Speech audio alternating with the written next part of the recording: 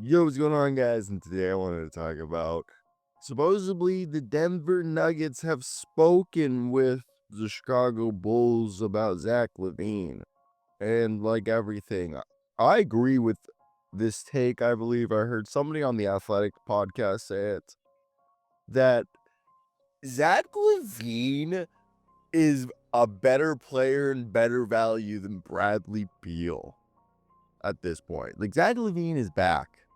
I know there's always still going to be in the back of your mind the durability concerns, but still, I think though the Denver Nuggets are not going to trade for Zach LaVine. I think the most likely thing to happen is if the Denver Nuggets make a trade, they package Zignanji with like Dario Saric or Vlatko Cancar to be able to like go ahead and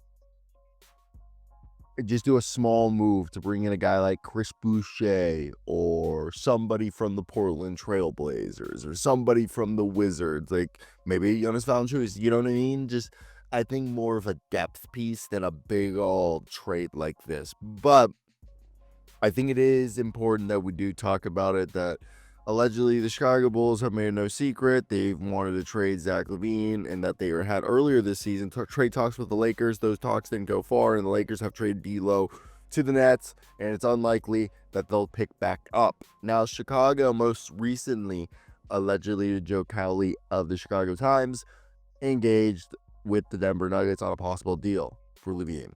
Those talks aren't dead, but they've stalled. And like we said, LaVine's having a great year, averaging almost 24 points on 52% from the field, 44% from three, grabbing almost 5 rebounds and 4.5 assists a night. And that's the whole thing, is that I don't even think the Lakers have any interest to do this, because a deal would require them having to trade so many players. Like, first off, the base of the deal would have to be Hachimura, Vanderbilt, and Gabe Vincent, and then you're still probably to make it cat compliant. Jalen Hutchino, Jackson Hayes, Christian Wood, and Cam Reddish, if you're trying to bring back like Zach LaVine and Javon Carter, or Zach LaVine and Torrey Craig, just to give you some depth. Like, it's dumb. It's dumb. They wouldn't do that. So, and I think Zach LaVine,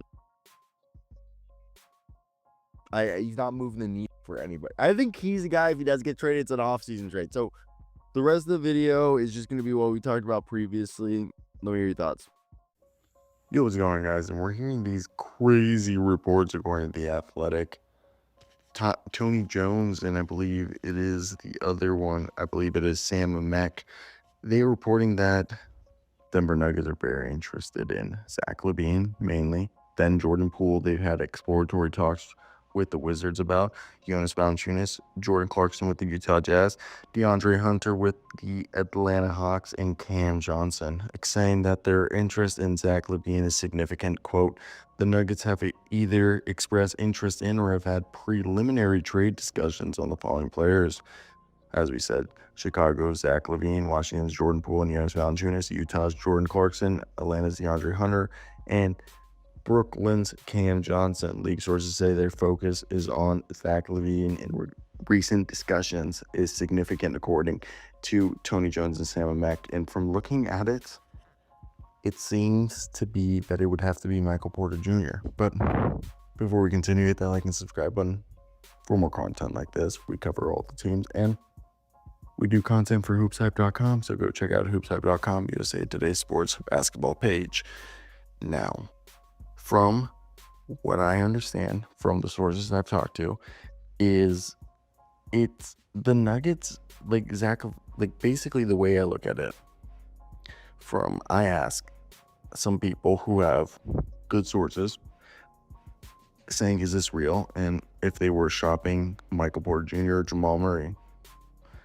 And it seems like it would more likely be, as of right now, Michael Porter Jr., but it just doesn't seem likely, because Brian Windhorst and others said that there's no market for Zach LaVine, and now there is. This just seems kind of out of the blue. And Michael Porter Jr.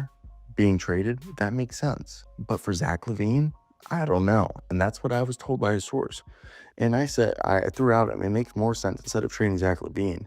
It would make more sense if the Nuggets were really desperate that they would package Michael Porter Jr. and a young asset like Peyton Watson and a draft pick for a guy like Cam Johnson and Dorian Finney-Smith and maybe a Duron Sharp. And then you try to flip Zeke Nnaji for Vasilij Micic, and you get multiple players to bolster your depth instead of just selling Michael Porter Jr. solely for Zach LaVine. That's kind of like what I got. Why would you just do that? It doesn't make sense. And I want to hear your guys' on Vasilij Micic is going to somehow end up on this team. And right now, this is a team that sits at 14-10. They're fifth in the Western Conference, and they're actively looking to make this team better. And as we said, the reports from the Athletic say that the Nuggets have expressed significant interest in trading for Zach LaVine, who's returned to being the efficient scorer that we know he can be, almost 22 points, 4.5 rebounds, just under 5 assists a game. And he could really be that reliable second option between Jokic and Jamal Murray, the two players who are currently shouldering the offensive responsibilities before and since they've won the championship. What it kind of seems like Michael Porter Jr. has surpassed Jamal Murray. Now, if you look at the team ranks 9th in points per game, 119.2, and they're first in assists per game. They're almost 31, largely due to Jokic, who's averaging 31 points, 9.9 assists, while Murray is averaging 18.5 points, 6 assists, and he has never gotten back to that bubble Murray status or how he played during that playoff run when they won. Now Zach LaVine's ability to play on ball or as a guy who can create off the dribble or use his athleticism off ball and be a slasher or even just a catch and shoot scorer would make this Nuggets offense way more dynamic, as his career 38% three-point shooting would help this team that is currently ranked 11th in its 30.5 three-point attempts per game. Plus, Zach LaVine's scoring versatility would help mitigate Denver's inconsistent shooting, as they're a team that is, yes, they're third in 49.4% from field goal percentage, and they're 38% from three, which is 7th, but their attempts are down. But the substantial $43 million contract just doesn't make it seem like it's worth it, in my opinion. And if they were to do it, I feel like it would be like Michael Porter Jr. for Zach LaVine, like a swap. But as I said before, I think Michael Porter Jr. was averaging 18.5 points, 7 rebounds, while shooting 38% from three. And Christian Braun, who looks like a legit dude, I just don't think you trade him. I think it makes more sense if you have a guy like Michael Malone, who's looking for a guy who prioritizes ball movement. I don't think Zach LaVine or Jordan Poole's isolation style scoring would help this team, especially the Nets struggle in creating offense during crunch time, as they're evidenced by their negative 2.4 net rating in clutch situations this season. Also, Michael Malone's a guy who loves defense, and the Nuggets would become worse defensively by having Zach LaVine. So, as I said, I don't think Jordan Poole, if they want a cheap option and to get multiple guys, or just try to do a three-team trade, get Jordan Clarkson and Dorian Finney-Smith, or the deal that I said earlier about the Nets with Cam Johnson and Dorian Finney-Smith. I just think even if they just resulted in just getting a guy like Jordan Clarkson, who's a cheaper veteran, who would bolster their bench scoring production, or flipping Michael Porter Jr. for Cam Johnson and Duron Sharp, or Cam Johnson, whoever else on the Nets roster, would give him a similar sharpshooter who can do the same things that Michael Porter Jr. does, spacing-wise, but lacks the self-creation ability that a guy like LaVine does. And then Jonas Valanciunas, if you can flip Zeke Nnaji and like Jalen Pickett for Jonas Valanciunas, he's a low-cost option for the front court depth. I just think Denver's pursuit of Zach LaVine and other trade candidates coming out signals this team's intent to solidify their standing, or to expand or maximize this window. Like, Jokic is going to go down as a top 5 player in NBA history. And it would be a travesty, it would be a travesty if it goes down with only one championship. And if they can get somebody, like basically the best player available, like Jimmy Butler isn't getting traded. So Zach LaVine is the only player, regardless what the risk is, that can make any team hypothetically better, and that he's available for trade.